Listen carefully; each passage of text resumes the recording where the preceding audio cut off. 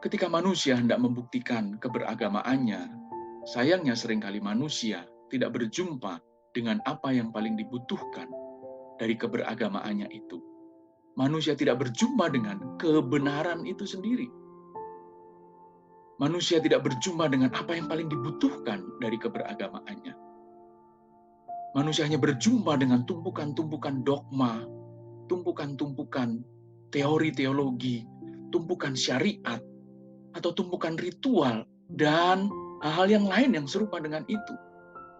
Tidak berjumpa dengan apa yang paling dibutuhkan dari keberagamaannya, yaitu kebenaran.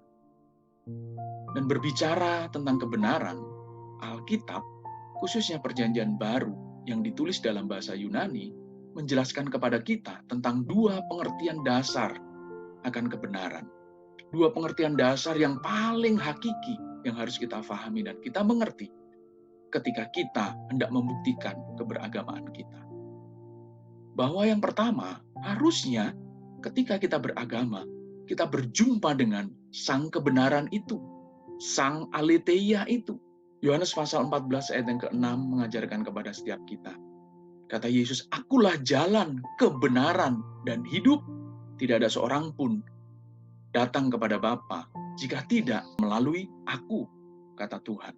Jadi harusnya ketika kita beragama, kita berjumpa dengan sang aletheia itu, mencari dan menemukan kehendaknya, supaya kita dapat dikembalikan kepada keselamatan yang sejati itu. Dan perjumpaan kita dengan sang kebenaran itu adalah dalam rangka untuk mencari tahu, menemukan apa yang kita butuhkan di dalam menjalani dan melewati kehidupan ini. Jika tidak, maka tersesat kita. Tidak akan sampai kepada apa yang Tuhan kehendaki. Pengertian yang kedua tentang kebenaran adalah, setelah kita berjumpa dengan sang kebenaran itu, harusnya kita bisa membuktikan perjumpaan kita dengan sang kebenaran itu.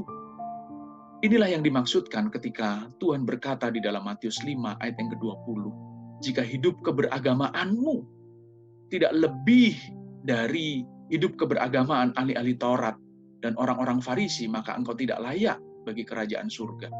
Jika hidup keberagamaanmu itu menggunakan kata dikaiosune, jika hidup kesalehanmu, bukti perjumpaanmu dengan sang kebenaran itu tidak terlihat nyata di tengah-tengah kehidupan umat manusia ini, maka sebenarnya engkau belum berjumpa dengan sang kebenaran. Engkau belum beragama secara benar. Engkau belum menjadi manusia yang sejati. Dan mari, setelah kita berjumpa dengan sang kebenaran, kita menemukan kehendak dan rencananya bagi kehidupan kita. Mari kita buktikan di kaiosune kita.